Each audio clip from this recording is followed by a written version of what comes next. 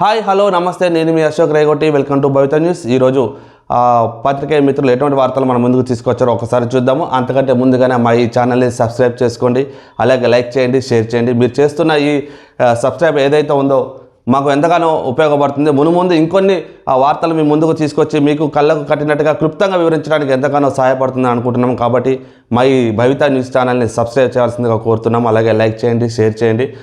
So మీ ఏదైనా ఉన్న comment రూపంలో తెలియజేస్తుందిగా కోరుతున్నాము. అల్లు అర్జున్పై కేసు, సంజయ్ థియేటర్ వద్ద తొక్కిసలాట ఘటనలో ఆయన సెక్యూరిటీ థియేటర్ యాజమాన్యం పైన కూడా ఈ కేసు నమోదు చేయడం జరిగిందని వార్త ప్రచురించడం జరిగింది. అంతేకాకుండా ప్రమాదానికి మేనేజ్మెంటే కారణం, హీరో వస్తున్నాడని మాకు సమాచారం ఇవ్వలేదు, డీసీపీ ఆకాంక్ష్ యాదవ్.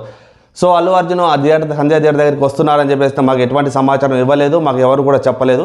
సో ఆయన ఎవరికి సమాచారం ఇవ్వకుండా ఆ సంజయ్ థియేటర్ దగ్గరికి రావడం వల్లనే ఈ ప్రమాదం జరిగింది. ఎందుకంటే వారు అభిమానించే హీరో ఒక థియేటర్ దగ్గరికి వస్తున్నాడు అంటే వేలాది సంఖ్యలో అభిమానులు అక్కడికి గుమ్ముకూడటం జరుగుతుంది. ఆ క్రమంలోనే తొక్కిసలాట జరిగింది, కొంతమందికి ఊపిరాడక ఇబ్బందులు పడ్డారు. ఆ క్రమంలోనే ఒక మహిళ నిన్న చనిపోవడం కూడా జరిగింది. ఇది చాలా బాధాకరమైన విషయం. అంతేకాకుండా ఇటువంటి సెలబ్రిటీస్ ఎవరైనా సరే వస్తున్నారు అంటే ముందుగానే ఆ ఏరియాలో ఉన్న పోలీసు వారికి ఇన్ఫర్మేషన్ అయితే ఖచ్చితంగా ఇచ్చి తీరాలి. వాళ్ళకి ఆ సమాచారం ఇవ్వడం వల్ల వాళ్ళు తీసుకోవాల్సిన తగు జాగ్రత్తలు అయితే ఖచ్చితంగా తీసుకుంటారు. అలాంటి టైంలోనే ఇలాంటి ప్రమాదాలు జరగకుండా ఉంటాయని చెప్పేసి అందరూ అంటున్నారు. అంతేకాకుండా అల్లు అర్జున్ నిజంగా సమాచారం ఇవ్వకుండా అక్కడికి వస్తే మాత్రం చాలా తప్పిదం.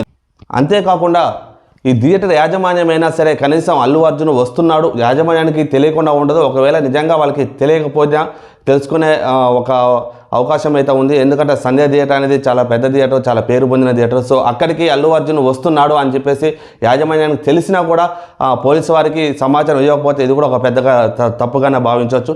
సో ఏదేమైనా సరే వీరు చేసిన ఒక చిన్న తప్పిదానికి ఒక నిండు ప్రాణం బలైపోయింది. అంతేకాకుండా ఒక చిన్న బాబు కూడా, ఒక పిల్లవాడు కూడా ఈరోజు ఆసుపత్రిలో ప్రాణాపాయ స్థితిలో ఉన్నాడు. దీనికి ఎవరు బాధ్యులు? మీరు ఎన్ని డబ్బులు ఇవ్వచ్చు, ఎన్ని లక్షలు ఇవ్వచ్చు, కానీ పోయిన ప్రాణాలు అయితే తిరిగి తీసుకురాలేరు. ఇది మాత్రం చాలా తప్పిదం. అసలు ప్రభుత్వాలు కూడా అసలు టికెట్ రేట్లు పెంచడానికి ప్రభుత్వాలు ఇలాంటి సినిమాలకి టికెట్ల రేట్లు ఎందుకు పెంచాలి? వాళ్ళకి బెనిఫిట్ సోర్స్ ఎందుకు ఇవ్వాలి? ఈ నిర్మాతలు లాభపడటం కోసం మీరు కూడా వాళ్ళకి కొమ్ము కాస్తున్నారా? అసలు అంత అవసరం ఏమొచ్చింది? ప్రజలు కూడా ఒకసారి ఆలోచించండి. మీరు ఈ రోజు కాకపోతే రేపైనా చూడొచ్చు సినిమాని, రేపు కాకపోతే ఎల్లుండి అయినా ఎప్పుడైనా చూడొచ్చు. అది అంత కంగారు పడి, అంత ముందు పడి ఉరికెళ్ళి మీరు ఈరోజు కష్టపడి సంపాదించుకున్న డబ్బులు ఒక్కరోజు ఒక్క టికెట్కి 200, 300, 500, 5,000 వరకు కొన్న రోజులు కూడా ఉన్నాయి.